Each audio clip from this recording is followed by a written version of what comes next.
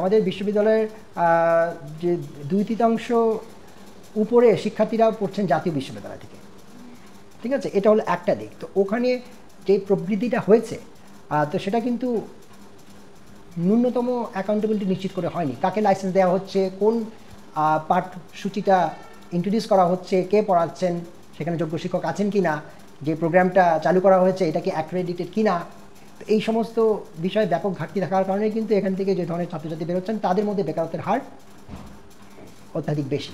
তারপরে যেই অংশটা রয়ে যায় তারা হলো কিনা যে জাতীয় বিশ্ববিদ্যালয়ের বাইরে বেসরকারি এবং সরকারি বিশ্ববিদ্যালয়ের মধ্যে আছেন। এখন সেখানেও কিন্তু এই পিছনে 15 বছরে একটা সংকট হয়ে গেছে যে ব্যাপক হারে কিছু বিশ্ববিদ্যালয় অনুমোদন দেওয়া হয়েছে যেগুলোর উদ্দেশ্য ছিল প্রাথমিকভাবে রাজনৈতিক, ঠিক আছে? তো সেখানে কিন্তু শিক্ষা মূল লক্ষ্যকে মাথায় রেখে বা কর্মসংস্থানকে মাথায় রেখে এই ধরনের বিশ্ববিদ্যালয়কে স্থাপনা করা হয়নি। তো এরাও কিন্তু একটা বড় অবদান রাখছেন যে বেকারত্ব যে আমাদের সমস্যা সেটাকে জিইয়ে রাখার জন্য।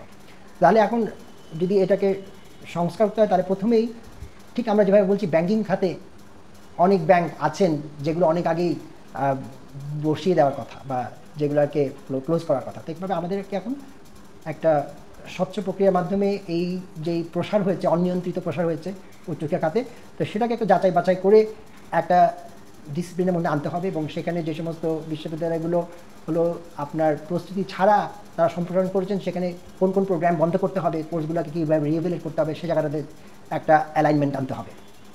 তো এটা হলো প্রথমের একটা দাবি এবং একই দাবি কিন্তু সরকারি বিশ্ববিদ্যালয়ের ক্ষেত্রে প্রযোজ্য।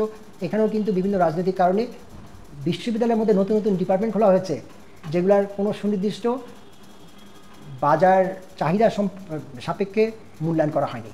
যে সমস্ত ডিপার্টমেন্ট থেকে পাশ করলে পরে তাদের কর্মযোগ্যতাটা কতটুকু নিশ্চিত করা যাবে সেখানে কিন্তু কোনো ক্রিটিক্যাল পর্যালোচনা নেই। তো এগুলোও কিন্তু রিহ্যাবিলিটেশনের সময় এসছে। আরেকটা জিনিস যেটা বাংলাদেশে নেই, যেটা হলো যে দক্ষিণ পূর্ব এশিয়ার অধিকাংশ ভালো ইউনিভার্সিটিতে কিন্তু গ্র্যাজুয়েট ট্রেসার স্টাডি করে থাকেন সরকার প্রতিটা বিশ্ববিদ্যালয়ের জন্য। তো সেখানে কিন্তু একটা দায়বদ্ধতার জায়গা চলে আসে যে পাবলিক করে দেওয়া হয় যে অমুক ইউনিভার্সিটি থেকে এতদিন সময় লাগছে গ্র্যাজুয়েটদের পাশ করে চাকরি পেতে।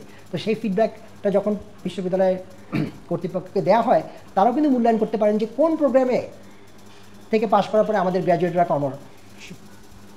সংস্থান নিয়ে সংকটে পড়ছে।